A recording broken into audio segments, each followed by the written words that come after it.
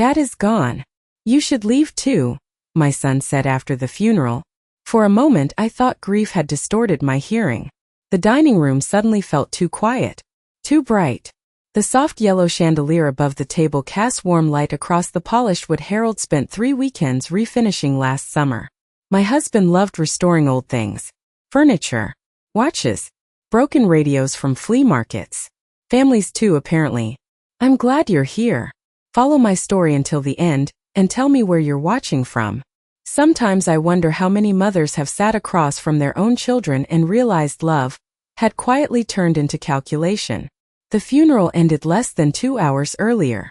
My black dress still smelled faintly of church incense and cold November air. I hadn't even taken off the pearl earrings Harold gave me on our 30th anniversary. Everything inside me still felt suspended somewhere between the cemetery and disbelief. Melissa carried plates into the kitchen while Daniel poured himself another glass of wine. Neither of them looked sad. Tired maybe. Impatient definitely.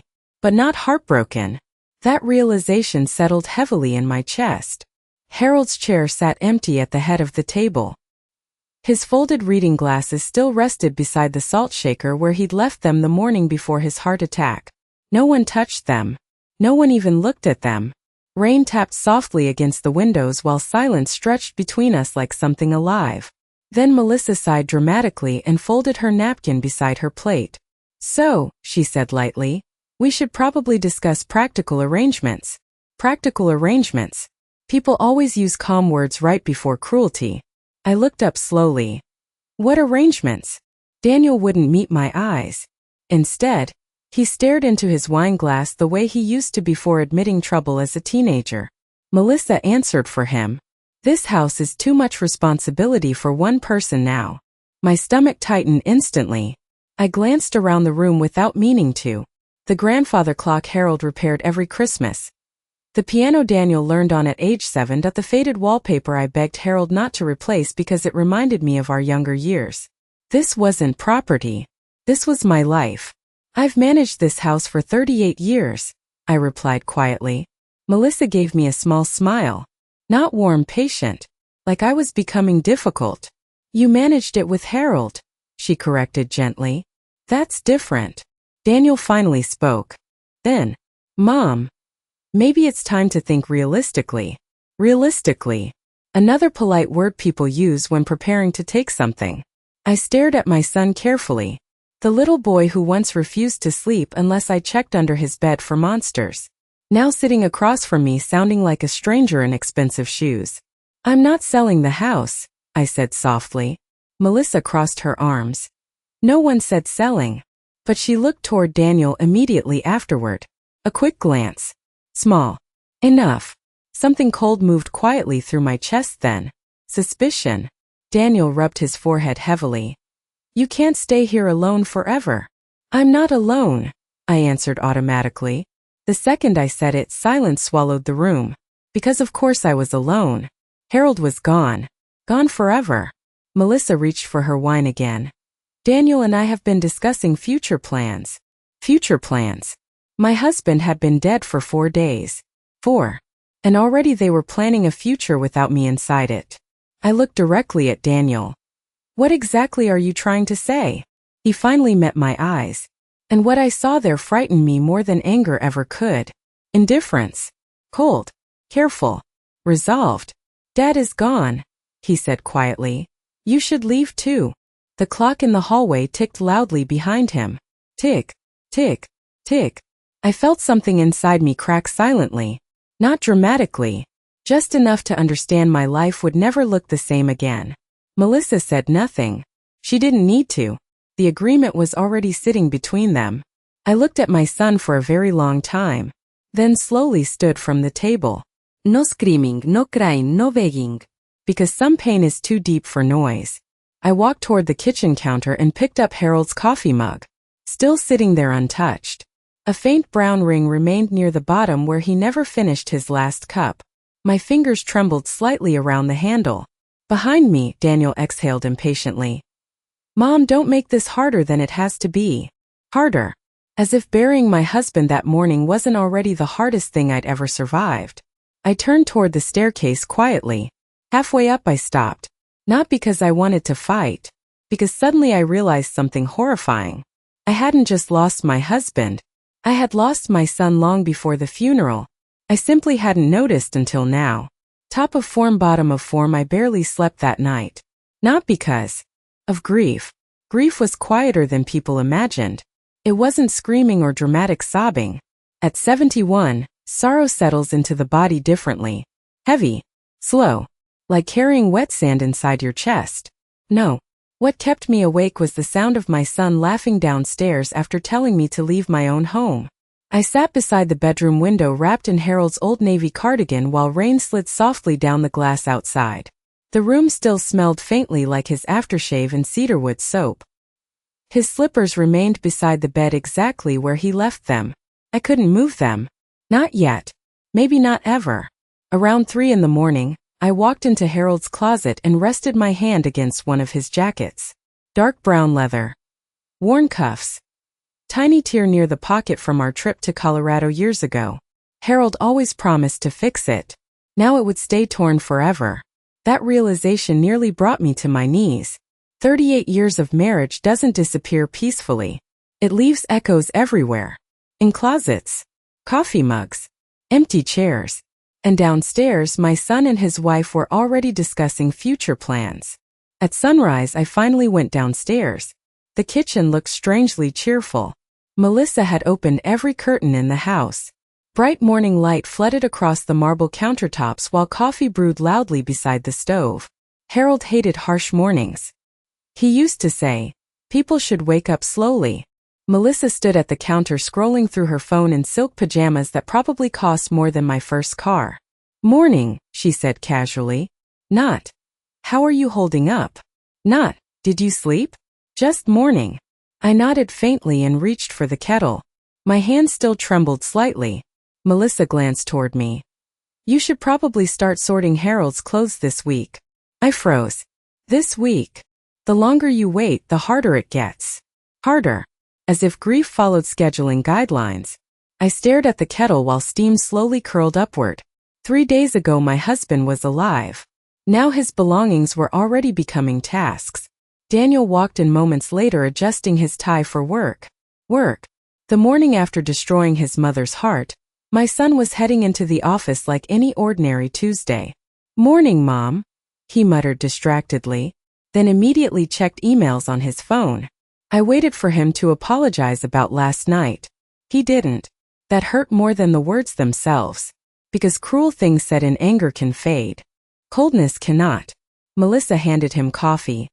I called a realtor friend this morning. My stomach tightened instantly. Daniel looked uncomfortable. Melissa? What? She asked defensively. We need information. Information. Such harmless language for betrayal. I stared directly at my son. You're already planning to sell the house? No one said that, Daniel answered quickly. Too quickly. Then he added. We're just exploring options. We. Interesting word. Not you. We. As if my future had become a committee decision. I looked around the kitchen slowly. The ceramic bowl Harold made during retirement classes, the magnets from our road trips, the tiny crack in the tile floor Daniel created when he dropped a bowling trophy at age 14. Every inch of this room belonged to memory. Yet somehow I suddenly felt like a guest inside it. After Daniel left for work without hugging me, the silence in the house changed. He used to hug me every single day before leaving, even at 46 years old, especially after Harold got sick. But now, nothing. Melissa spent most of the afternoon upstairs. First I assumed she was cleaning. Then I noticed cardboard boxes stacked outside the guest room. 3 of them, all labeled neatly in black marker. Winter items.books.donate. A cold feeling spread through my chest. I walked closer slowly. Inside one box sat my photo albums. Another held Harold's old sweaters. My pulse quickened immediately. What are you doing? Melissa appeared behind me carrying folded towels. Organizing. By packing my things? She sighed dramatically. Evelyn, you can't keep everything forever. Everything. As though 38 years of marriage were clutter. I opened another box. Inside lay the framed photo from our anniversary trip to Maine. The one Harold kept beside his desk. Something inside me hardened slightly then. Not anger yet. Awareness. You had no right touching these things, I said quietly. Melissa crossed her arms. This house needs structure now. Structure. Another cold little word. I stared at her for several long seconds, then quietly asked, when exactly did you start planning this? For the first time her expression slipped. Only briefly. But enough. That tiny hesitation told me something terrifying. This hadn't started after Harold died. It started long before the funeral, and somehow, I had been the last person in the family to notice. The next morning, I woke up with the strange feeling that I was no longer living inside my own life. For a few peaceful seconds I forgot Harold was dead. Then I reached toward his side of the bed. Cold sheets. Empty pillow. Reality returned immediately. I sat there quietly while pale morning light stretched across the bedroom walls. The house creaked softly around me, old wood settling beneath changing temperatures. Harold used to love those sounds. This house talks at night, he'd whisper whenever floorboards groaned. Now the house sounded nervous, like it knew something terrible had entered it. Downstairs I heard Melissa laughing on the phone. Laughing. Inside a grieving house. That sound bothered me more than it should have. I slipped on my robe and slowly walked toward the staircase. Halfway down I froze when I heard my name. She still thinks she's staying here, Melissa whispered. A pause. Then quieter. Daniel just needs time to handle it carefully. My stomach tightened instantly. I stayed perfectly still on the staircase, gripping the railing hard enough to hurt my fingers. Another pause.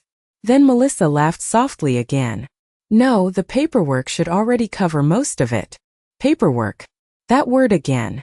Always paperwork. Documents. Arrangements. Planning. As if my husband's death had become some kind of business transaction. I stepped down loudly on purpose. Immediately her voice changed. Bright, pleasant, fake. I'll call you later, she chirped before ending the call. When she turned around, her smile appeared too quickly. You scared me, she said lightly. Sorry, I replied. Neither of us meant our words. The kitchen smelled like toasted bagels and expensive coffee creamer. Melissa stood near the counter in spotless white workout clothes, perfectly styled at 8 in the morning. Meanwhile, I still felt like half my soul had been buried beside Harold. Daniel left early, she said casually. I nodded quietly. Then my eyes drifted toward the hallway closet. The door stood slightly open. Something looked wrong. I walked toward it slowly, and suddenly realized what was missing. Harold's fishing jackets. All of them. The heavy green one he wore every autumn. The red flannel-lined coat Daniel bought him years ago. Even the old denim jacket with the broken zipper. Gone. My chest tightened immediately. Where are Harold's jackets? Melissa barely looked up from her coffee. I donated some things yesterday. Yesterday. My husband had been dead for less than a week. You donated his clothes? They were old. Old. Such a cruel word when applied to things someone loved. I stared at the empty closet in disbelief. Harold wore those jackets for decades. One still smelled faintly like lake water and cigarette smoke from camping trips years ago. And now they were simply gone. Disposed of.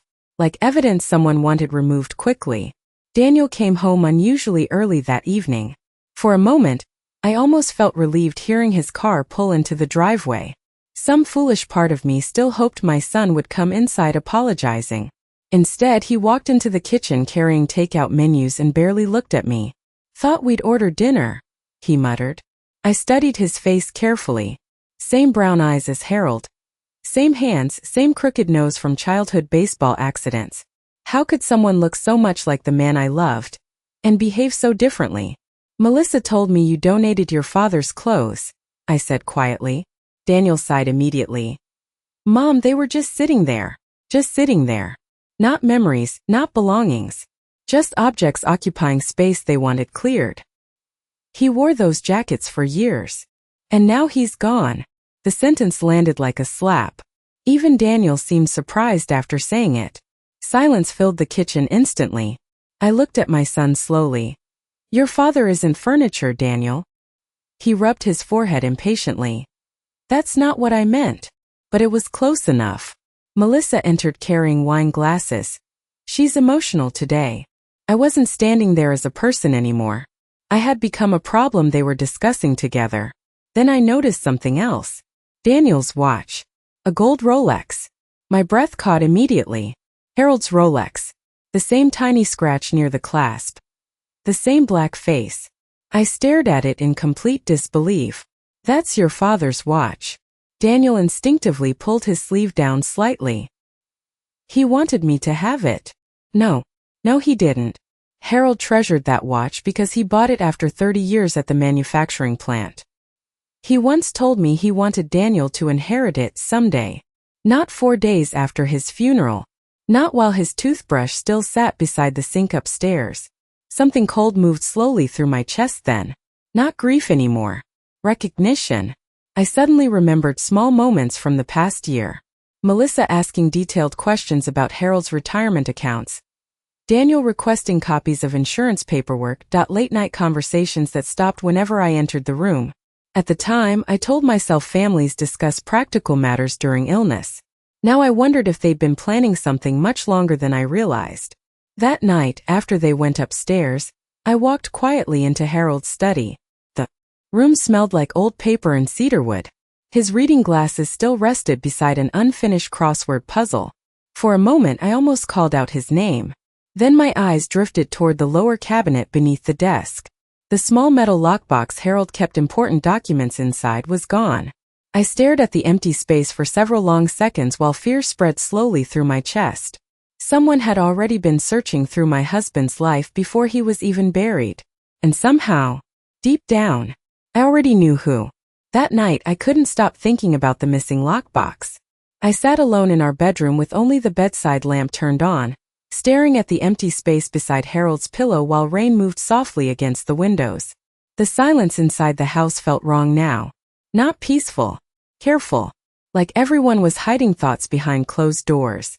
I looked toward Harold's closet again. Half empty already. Melissa called it organizing. But grief teaches you something important very quickly. People who love someone move carefully around their memories. People who want something move quickly. Around midnight, I finally walked downstairs toward Harold's study again. The hallway felt colder than usual. Family photos lined the staircase walls exactly where Harold placed them years ago. Daniel in Little League. Christmas mornings in matching pajamas. Beach vacations in Florida. An entire lifetime frozen behind glass. And somehow, standing there in the dark, I realized something painful. I was the only person in this house still looking at those memories with love instead of calculation. When I entered Harold's study, the air still carried the scent of leather and old books. I sat slowly in his chair. For a moment I closed my eyes and imagined him there. Reading glasses low on his nose. Coffee growing cold beside him. Mumbling at crossword puzzles like they personally offended him. My chest tightened painfully. Then I noticed something strange. The bookshelf. A framed photograph was missing. I stood immediately. The picture from our anniversary trip to Maine had always sat on the second shelf beside Harold's navy compass. Now both were gone. My stomach dropped. I searched the room more carefully. Another missing item.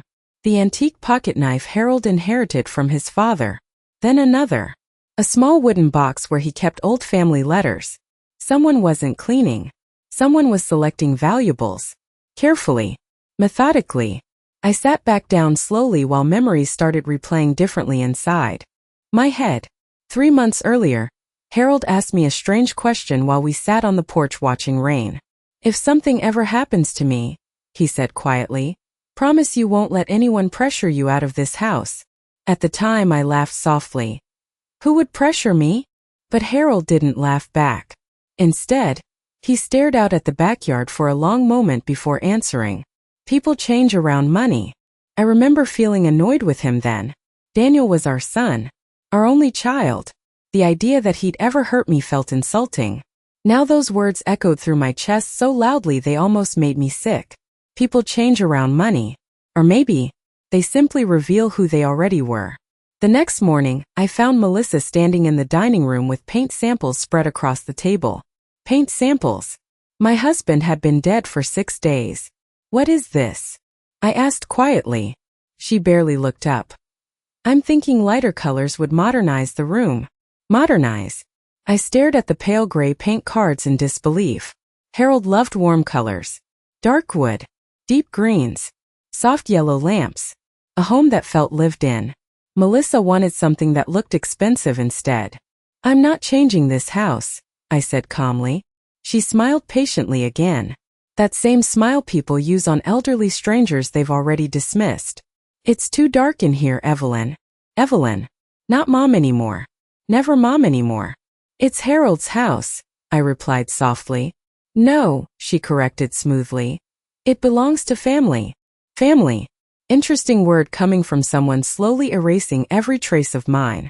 Before I could answer, Daniel walked into the room adjusting his tie. The second he saw us standing there, tension crossed his face. What's going on? Melissa answered first.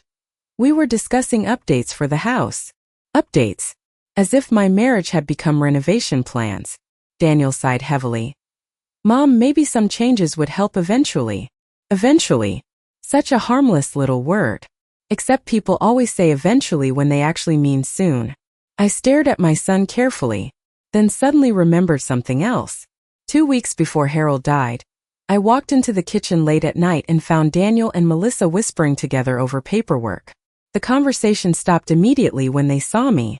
At the time, Daniel smiled and said, "Just handling insurance stuff." Now I wondered what they were really handling. Melissa gathered her paint samples slowly. We also need to discuss bedroom arrangements eventually. My pulse slowed instantly. Bedroom arrangements. Not your bedroom. Not Harold and Evelyn's room. Arrangements. I looked directly at her. What exactly are you planning? For the first time, Daniel looked uncomfortable. Melissa. But she kept talking. It makes more sense for the larger room to go to the younger couple long term. Long term. I felt ice move quietly through my veins. My husband wasn't even gone a full week, and they were already imagining themselves sleeping in our bed. I turned slowly toward Daniel, and what hurt most wasn't Melissa speaking. It was my son standing there silently while she did. Top of form the next morning, I drove to the bank alone. I didn't tell Daniel. I didn't tell Melissa. Something deep inside me had finally started listening to the quiet warnings Harold tried to leave behind. The sky over Fairfield was gray and heavy with rain. Traffic moved slowly through downtown while old songs played softly through the Buick speakers. Harold always kept the radio low because he liked hearing his own thoughts. I understood that now, because my thoughts had become louder than everything else. The missing lockbox. The donated jackets. The realtor. The paint samples. The way Daniel avoided my eyes every time money entered the conversation. None of it felt accidental anymore. The bank sat exactly where it always had for the last 30 years. Same brick walls. Same polished floors. Same brass clock hanging above the reception desk. Harold and I opened our first joint account there after Daniel was born. Back when our biggest financial fear was whether we could afford daycare and groceries in the same month. Funny how love survives poverty easier than wealth. The young receptionist immediately softened when she recognized me. Mrs. Carter. I'm so sorry for your loss. I thanked her quietly and asked if Richard Hale was available. Richard had been the branch manager for years. He attended our church once in a while and even sent flowers after Harold's heart attack last spring. A few minutes later, he appeared from the hallway. The second he saw my face, his expression changed. Concern. Real concern. Evelyn, he said gently, come into my office. My stomach tightened immediately. People only sound that careful when something is wrong. His office smelled faintly like paper and stale coffee.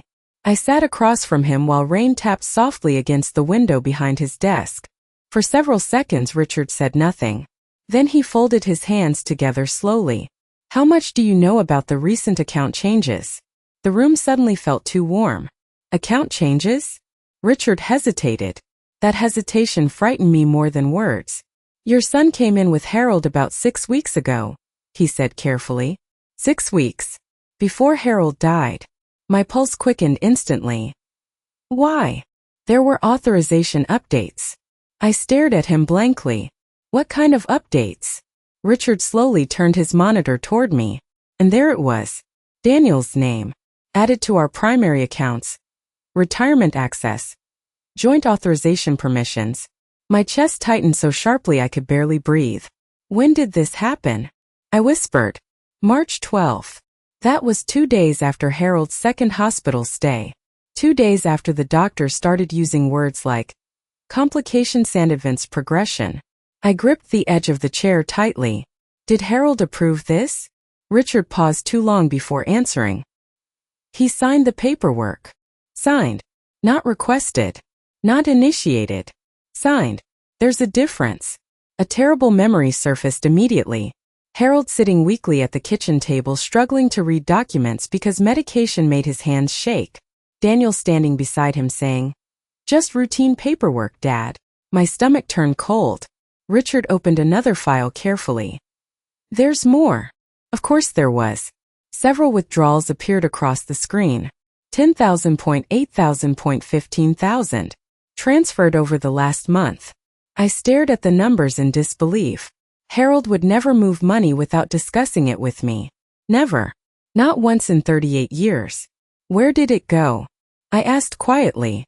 Richard looked uncomfortable again. A property investment account connected to Daniel. Property. My chest tightened instantly. The realtor. The pressure. The future plans. This wasn't fear after Harold's death. This was preparation before it. I suddenly felt embarrassed sitting there. Not because of the money. Because everyone in this bank probably knew what my son was doing before I did. Richard lowered his voice slightly. Harold seemed worried during his last visit. I looked up immediately. Worried about what? Richard hesitated carefully, then answered. He asked questions about protecting surviving spouses from property disputes. The room went completely silent. I couldn't breathe for a second. Harold knew. Maybe not everything, but enough. Enough to worry about me after he was gone. Tears burned suddenly behind my eyes. Not dramatic tears. Just quiet heartbreak. Because even while dying, my husband was still trying to protect me. Richard slid a tissue box gently toward me, then added softly. There was also a lockbox access request last week. Every nerve in my body went cold. What? Daniel presented temporary authorization paperwork. The missing lockbox. The empty cabinet. The missing valuables. I stared at Richard while realization spread slowly through my chest like ice water. My son had already started searching through his father's life before the funeral flowers even arrived. And for the first time since Harold died, I stopped wondering whether Daniel was simply being influenced by Melissa. Because this no longer felt impulsive. It felt planned. Top of form, bottom of form. I sat in my car outside the bank for nearly 15 minutes after Richard finished speaking. Rain drifted softly across the windshield while people hurried along the sidewalks carrying umbrellas and coffee cups. Normal life continued everywhere around me. Meanwhile, mine had quietly cracked open. My hands rested motionless on the steering wheel, not trembling anymore. That surprised me, because somewhere between hearing about the missing money and learning Harold had tried protecting me, something inside me had changed. Fear was slowly turning into clarity. I suddenly remembered one night about a month before Harold died. He'd been sitting alone in the living room long after midnight, staring at paperwork spread across the coffee table. I asked him why he wasn't sleeping. He smiled tiredly and said, "Just trying to make sure everything ends up where it belongs." At the time I thought he meant retirement accounts. Now I wondered if he meant me. The drive home felt longer than usual. By the time I pulled into the driveway, Melissa's SUV was gone. Only Daniel's car remained parked near the garage. The house looked exactly the same from outside. White shutters, front porch swing, rose bushes Harold planted years ago. But now it felt unfamiliar. Like grief had unlocked a version of this family I was never meant to see. The moment I stepped inside, I sensed something wrong. Silence. Too much silence. Then I heard it. Drawers opening upstairs. Paper shifting. Footsteps moving quickly. My pulse slowed immediately. Harold's study. I walked toward the staircase carefully. The closer I got, the clearer the sounds became. Someone was searching for something. I stopped outside the study door and quietly turned the handle. Daniel spun around instantly. His face changed the second he saw me. Shock. Then guilt. then irritation. "What are you doing?" I asked softly. The desk drawers stood wide open behind him. Folders covered the floor. For a moment he said nothing. Then, "I'm looking for tax paperwork." Too fast. Way too fast. I looked toward the empty cabinet beneath Harold's desk. Completely cleared out now. Whatever had been inside was gone. "You've already been in here before, haven't you?" Daniel rubbed his forehead heavily. "Mom, we need documents for probate." Probate. Another cold legal word replacing grief. I stepped farther into the room slowly. The air smelled like Harold's leather chair and Daniel's expensive cologne mixed together. Past and betrayal sharing the same space. "I went to the bank today," I said quietly. "Everything changed then." Daniel froze completely. For the first time since Harold died, I saw fear in my son's eyes. Not annoyance. Not frustration. Fear. "What did they tell you?" he asked carefully. Not "why did you go?" Not "are you okay?" Just "what did they tell you?" I stared at him and suddenly realized something painful. Daniel already knew exactly what I'd discover. "They told me your name was added to our accounts before your father died." Silence. "They told me money was transferred." Daniel looked away immediately. "It was temporary." Temporary. Funny how betrayal always sounds smaller to the person committing it. "You moved money from your dying father's accounts," I whispered. "I was trying to protect things." "No," I said softly. "You were trying to secure things." His jaw tightened instantly. "You don't understand how bad things got financially." There it was. Finally. Truth. Not love. Not concern. Money. "How bad?" I asked quietly. Daniel hesitated too long, then finally sat down heavily in Harold's chair. His father's chair. The sight alone hurt. "The business started failing last year," he admitted. "We refinanced twice. Credit cards piled up. Melissa kept saying we were running out of options." I listened silently. Rain tapped softly against the study windows. "My father worked 30 years at the plant," I said quietly. "And you started planning around his death before he was buried." Daniel flinched visibly. "That's not fair." "No," I replied calmly. "What's unfair is making me feel unwanted in my own home while secretly taking from it." He buried his face briefly in his hands. For a second, he looked less like an ambitious middle-aged man, and more like a frightened little boy who'd made a terrible mistake. Then the doorbell rang downstairs. Daniel looked irritated immediately. "Were you expecting someone?" "No," I followed him downstairs slowly. When he opened the front door, I stopped halfway down the staircase. A tall gray-haired man stood there holding a leather folder. Walter Green. Harold's attorney. Daniel's face lost color instantly. "Walter." Walter stepped inside calmly and removed his gloves. Then his eyes found mine. Softened. "Evelyn," he said gently. Something in his expression made my pulse quicken. Not sympathy. Purpose. Walter looked toward Daniel briefly before speaking again. "I apologize for arriving unannounced," he said. "But Harold instructed me to come personally if certain circumstances developed." The hallway went completely silent. Daniel crossed his arms defensively. "What circumstances?" Walter opened the leather folder slowly, then answered calmly. "Any attempt to pressure Evelyn regarding the house after Harold's death." And suddenly, I realized my husband had seen this betrayal coming long before I did. Top of form, no one spoke for several seconds after Walter entered the house. Rain drifted softly outside the front windows while the hallway filled with a heavy silence I could almost feel against my skin. Daniel stood near the staircase with his arms crossed too tightly. Defensive. Cornered. Afraid. Walter removed a large envelope from his leather folder carefully. "Harold gave me instructions," he said calmly. "If Evelyn was ever pressured regarding the marital home after his death, I was to come here personally." My pulse started pounding. Daniel forced a short laugh. "This is ridiculous." Walter barely looked at him. "Is it?" That answer landed harder than shouting ever could. I watched my son's jaw tighten immediately. Then Walter handed the envelope to me. My fingers trembled slightly as I opened it. The moment I saw Harold's handwriting, my chest nearly collapsed. Strong letters. Slight slant. dark blue ink. I knew that handwriting better than my own. I sat slowly on the staircase before unfolding the letter. Evelyn, if you're reading this, then something has already happened that I prayed never would. First, you need to remember something clearly. None of this house matters more than you do. Not the money.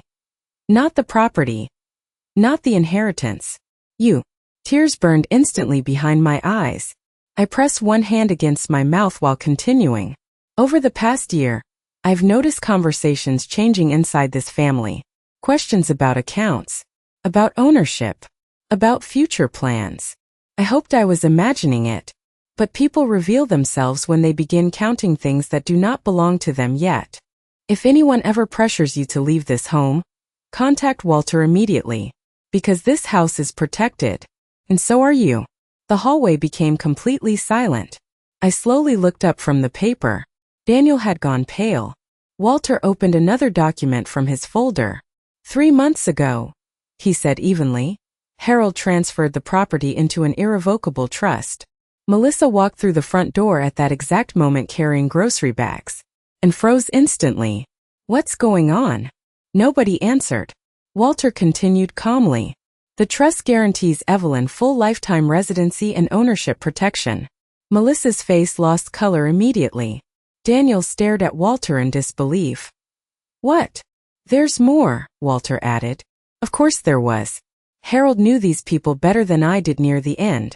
Walter unfolded another page. If any direct heir attempts coercion, financial manipulation or pressure involving the property, he paused briefly, their inheritance rights are permanently revoked. One of Melissa's grocery bags slipped from her hand. Apples rolled slowly across the hardwood floor. No one moved. I stared at Walter while my heartbeat thundered inside my ears. Harold did this quietly, without telling me, because somewhere during his final months, my husband realized our own son might not protect me after he was gone. Daniel finally exploded. This is insane. Walter remained perfectly calm. No, it's legally enforceable. You manipulated him when he was sick. The temperature in the room seemed to drop instantly. Walter's expression hardened. Be very careful with that accusation. Even Melissa looked nervous now. Daniel dragged both hands through his hair aggressively. Dad would never cut me out over misunderstandings. Misunderstandings. Such a harmless word for betrayal. I slowly stood from the staircase, still holding Harold's letter tightly against my chest. Did you know? I asked quietly. Daniel looked at me, then away. That hesitation answered everything. Maybe not every detail, but enough. Enough to panic when Walter arrived. Melissa recovered faster than he did. No one was forcing Evelyn out, she said sharply. Walter turned toward her calmly. Then perhaps you can explain why a realtor visited the property 2 days ago. Silence. Complete silence. So I hadn't imagined it. Melissa crossed her arms tightly. We were discussing options. 4 days after Harold Carter's funeral? Walter asked. Neither of them answered. I suddenly felt exhausted. Not physically. Emotionally. Like some final illusion inside me had finally broken apart completely. Because there it was. The truth. My son and his wife had already begun planning their future inside my home before Harold was even buried. Walter stepped slightly closer to me. Harold anticipated resistance once the trust became known, he said gently. I looked at him slowly. Why didn't he tell me? Walter's expression softened immediately. Because he still wanted to believe Daniel would do the right thing. That hurt more than anything else. Not the money. Not the house. The fact that Harold died still hoping our son would choose love over greed. Melissa suddenly spoke again. This entire thing is unfair. I turned toward her quietly. Unfair. I repeated softly. Her eyes narrowed slightly. Yes, Daniel is his only son. And Harold was my husband, I answered calmly. The room went still again. For the first time since Harold died, I no longer felt fragile standing in front of them. I felt awake. Walter closed the folder carefully. There's also one final condition. Daniel looked physically sick now. What condition? Walter answered without emotion. If suspicious financial activity occurred before Harold's death, The trust automatically authorizes a forensic review of all connected accounts. Silence crashed into the hallway. Then I saw it. Real fear. Not in Melissa. In Daniel. My son slowly sat down on the bottom stair like his legs could no longer hold him. And suddenly, I realized whatever they had already done was worse than I imagined. 2 nights later, Daniel asked if we could sit down calmly and talk. People always use the word calmly when they know they've done something terrible. I almost refused. But Walter advised me not to react emotionally yet. Let them keep talking, he said during our phone call earlier that day. People reveal more when they think they still have control. So I agreed. By 6 o'clock, the dining room glowed beneath the warm chandelier Harold installed himself 20 years earlier. Melissa cooked salmon and roasted potatoes like we were hosting some ordinary family dinner. Instead of sitting inside the wreckage of betrayal, the smell nearly made me sick. Not because of the food, because Harold loved salmon. Every Friday night, he insisted on making it himself while pretending he understood gourmet cooking shows. Now his chair sat empty again at the head of the table, and no one mentioned him. Melissa poured wine carefully into crystal glasses while Daniel stared down at his folded napkin. Neither of them looked comfortable. Good. For once, discomfort belonged to someone else. We got off on the wrong foot, Daniel began finally. Wrong foot. Interesting phrase for trying to force your widowed mother out of her home. I folded my hands quietly in my lap. Did we? Melissa stepped in immediately.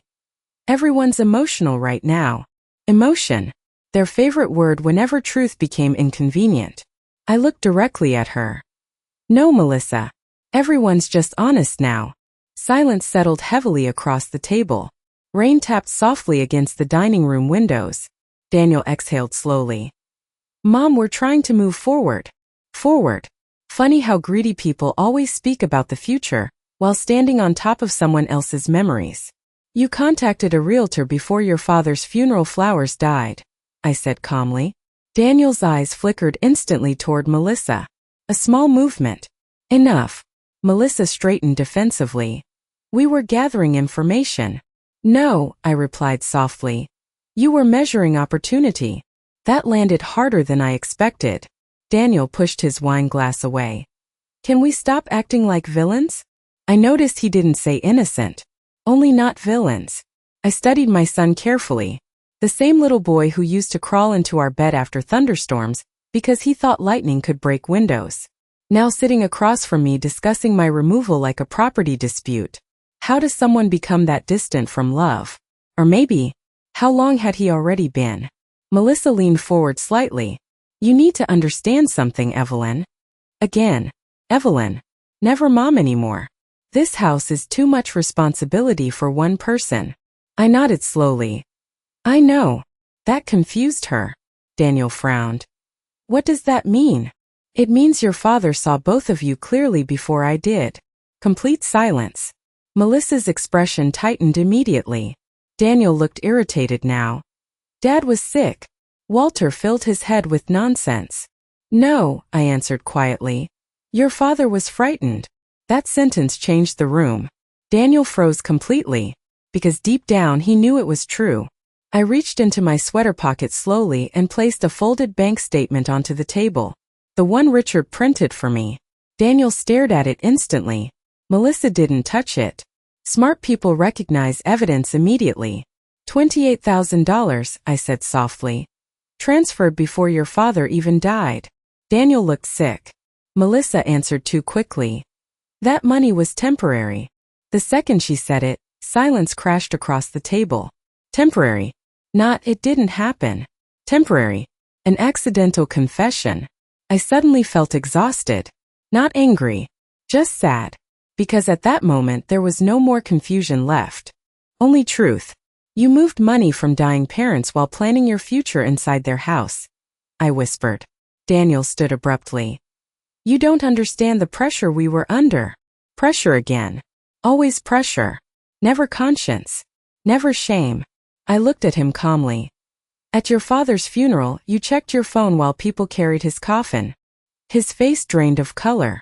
Because he remembered doing it. And now he realized I remembered too. Melissa slammed her hand lightly against the table. We were trying to save our future. No, I replied coldly. You were trying to purchase it. The room fell silent again. Then something unexpected happened. Daniel slowly sat back down and buried his face in his hands. For the first time since Harold died, my son looked broken instead of defensive. I thought Dad wanted me to handle things, he whispered hoarsely. My chest tightened painfully, because maybe part of that was true once. Maybe Harold trusted him before fear entered this family. Before greed replaced gratitude. I stared at Daniel for a long moment, then quietly asked the question that had haunted me since the funeral. When exactly did money become more important to you than your family? Daniel slowly looked up at me, and this time he didn't have an answer. After that dinner, the house changed completely. Not physically, emotionally. Whatever thin layer of politeness had been holding everything together finally disappeared. Daniel barely spoke for the next 2 days.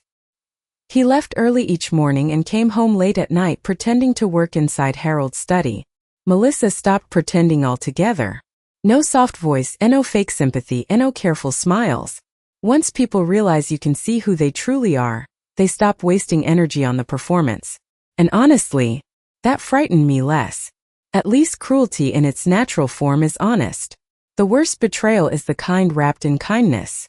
Friday morning, I walked downstairs and found 2 movers standing inside my living room. Actual movers. Large men in navy uniforms carrying cardboard boxes through my house while Melissa stood near the staircase holding a clipboard. For a moment, I genuinely thought I was imagining it. One of the movers smiled politely. Morning, ma'am. I looked at Melissa slowly. What is this? She barely glanced up. We're reorganizing upstairs. Reorganizing. I stared at the boxes lined against the wall. My boxes.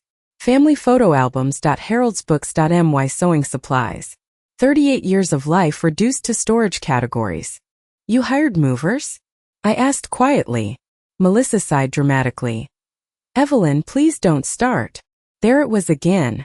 That tone people use with elderly strangers they've already dismissed. One of the movers reached toward Harold's record collection.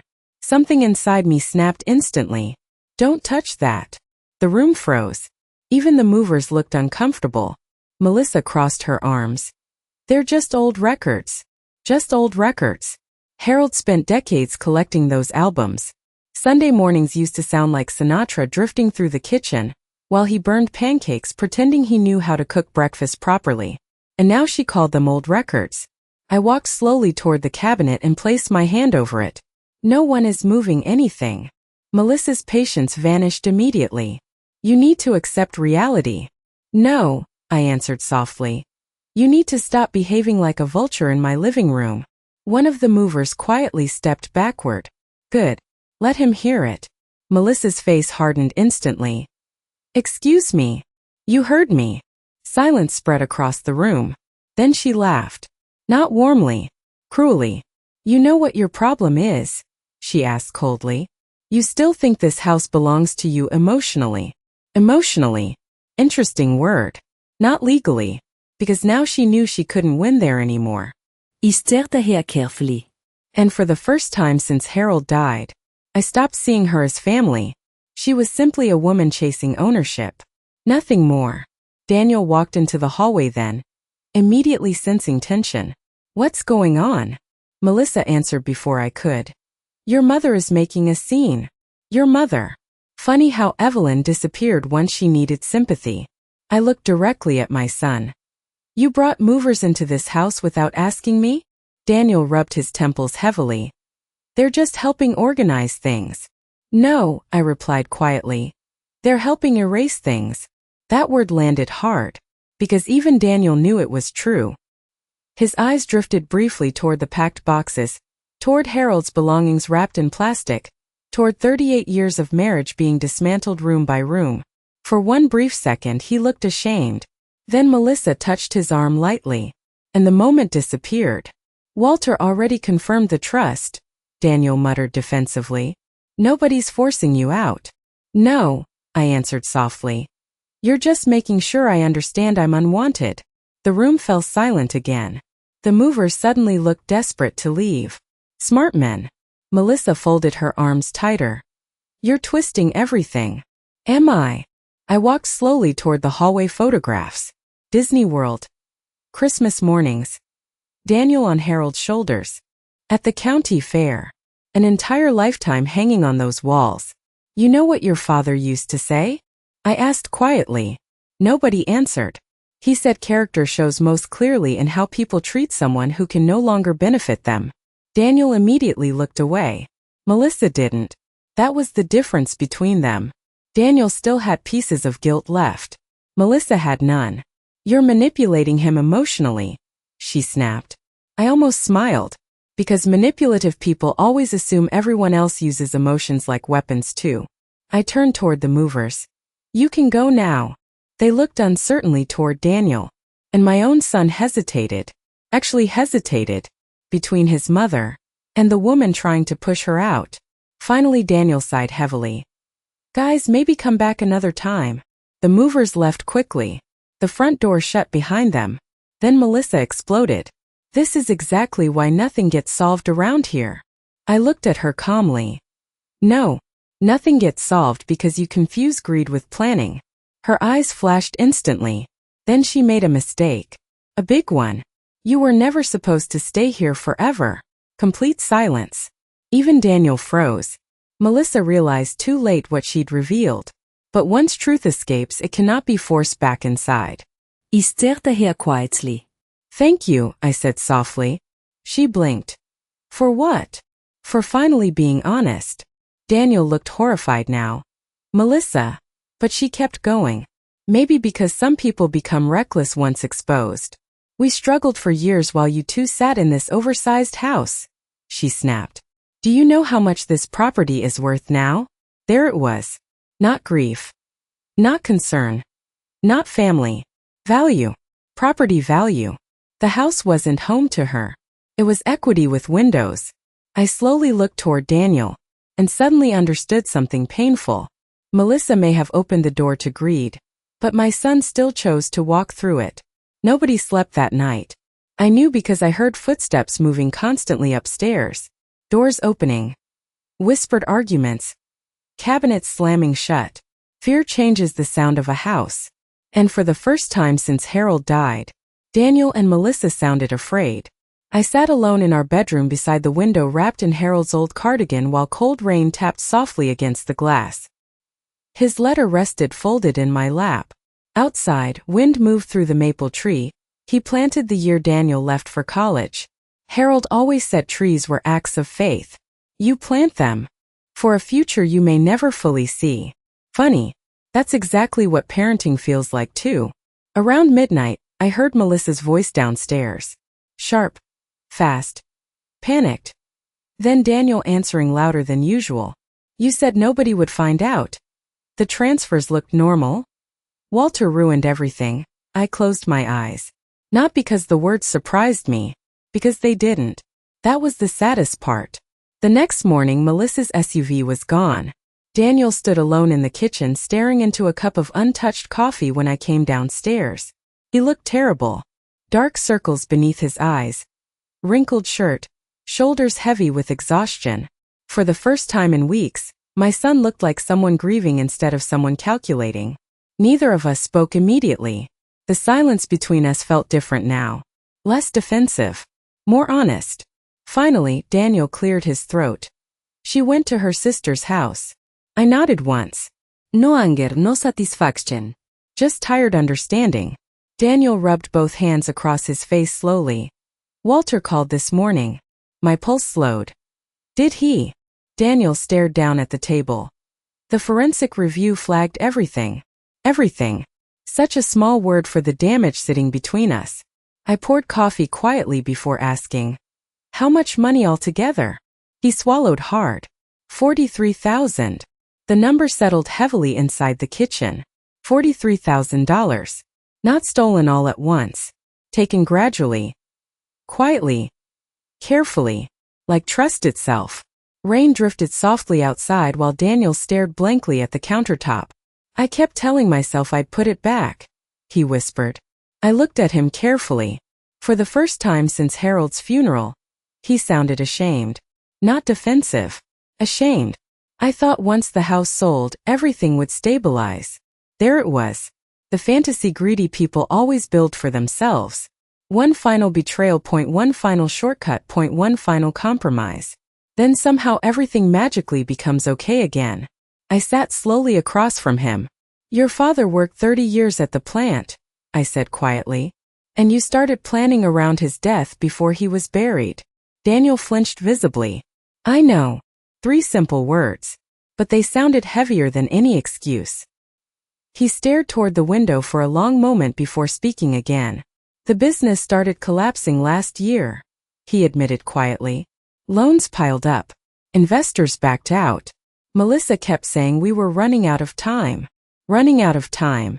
Interesting phrase. Because Harold literally was. And somehow my son still centered himself inside that tragedy. I was scared, Daniel whispered. I almost laughed. Not cruelly. Sadly. Because fear explains many terrible things. But it doesn't erase them. I never wanted to hurt you, he added. That sentence hurt most of all. Because part of me believed him. Not completely. But enough. People imagine betrayal comes from monsters. Usually it comes from weak people choosing themselves one selfish decision at a time. I looked at my son carefully. The little boy who used to wait by the front window every evening for Harold to come home from work. Now sitting across from me after nearly dismantling our lives for money. What happened to you? I asked softly. Daniel's eyes filled instantly. And suddenly, he looked exhausted by himself. Not by Melissa. Not by debt. By who he had become. I don't know, he admitted quietly. But I think he did. Deep down. We sat in silence while the coffee machine clicked softly behind us. Then Daniel asked the question I knew was coming. Can you forgive me? The room became very still. I thought about Harold's missing watch. The movers. The realtor. The donated jackets. But mostly, I thought about the funeral dinner. Dad is gone. You should leave too. Some sentences never stop echoing. Finally I answered honestly.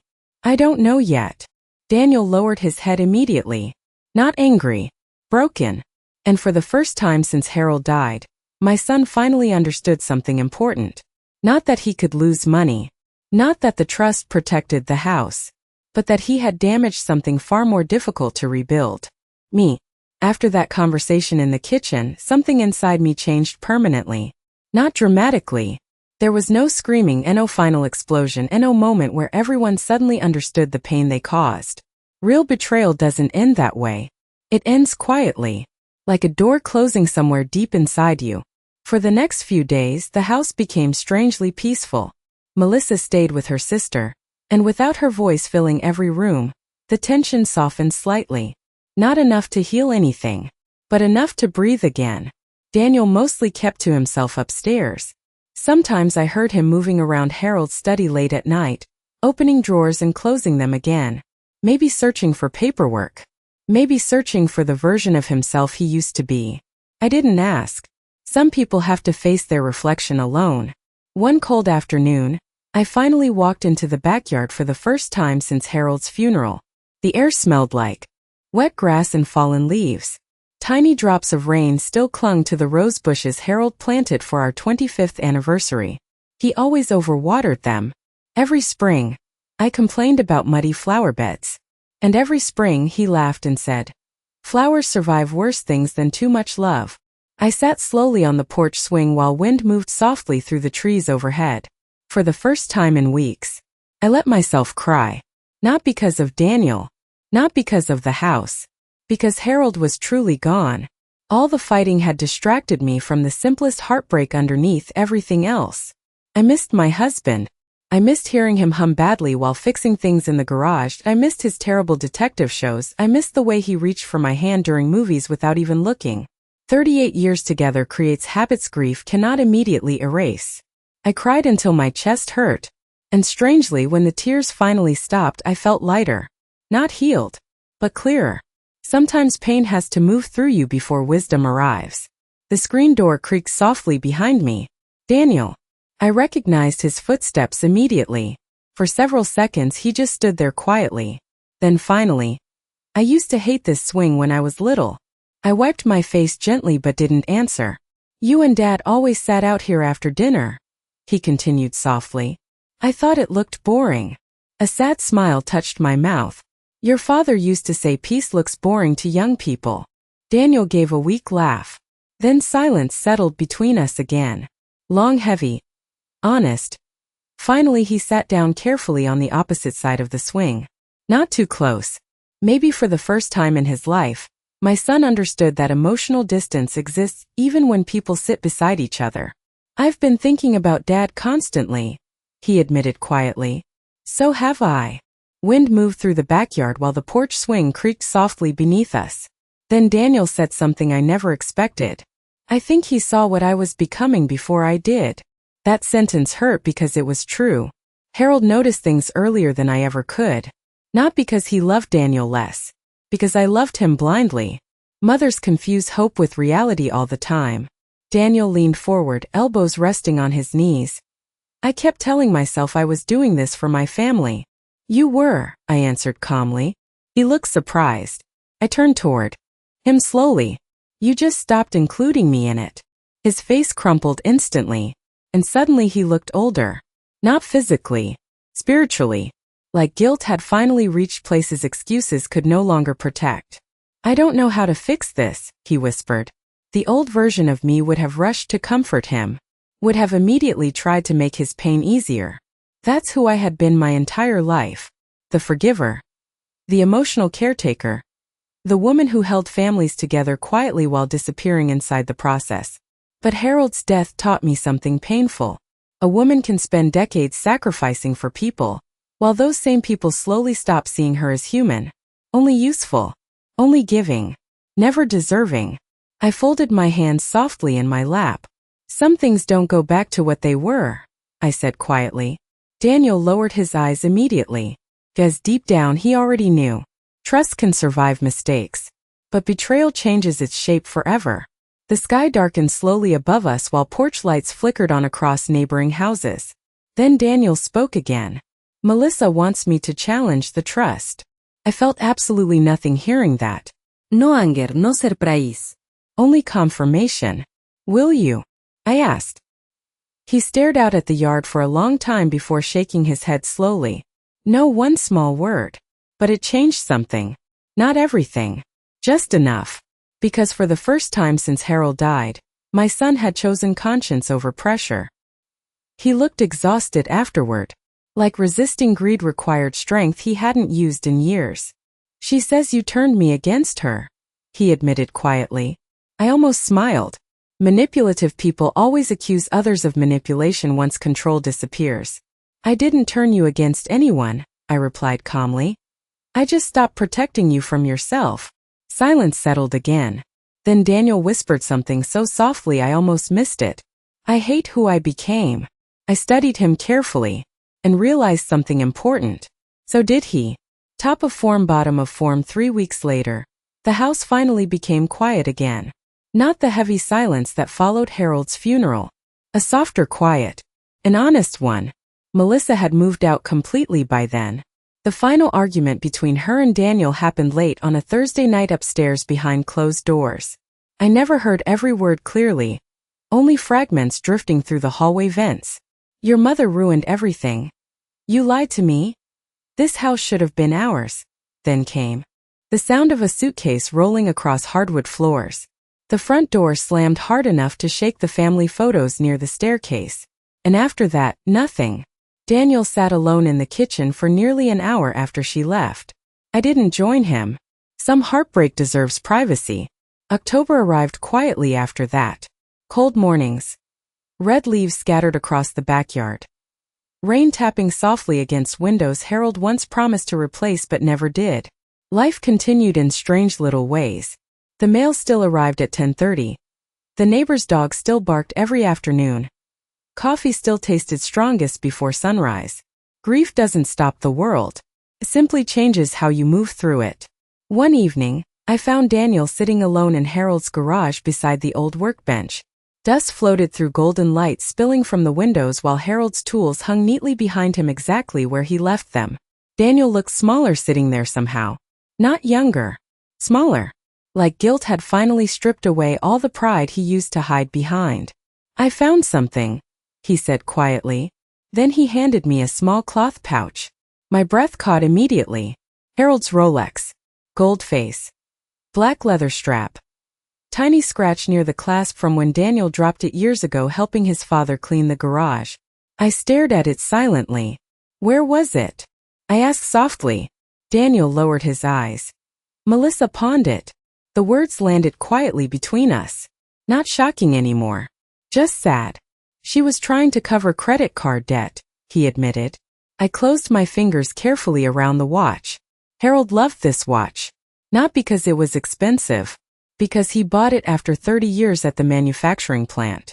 A reward for surviving responsibility without becoming bitter. And somehow that mattered more now than ever.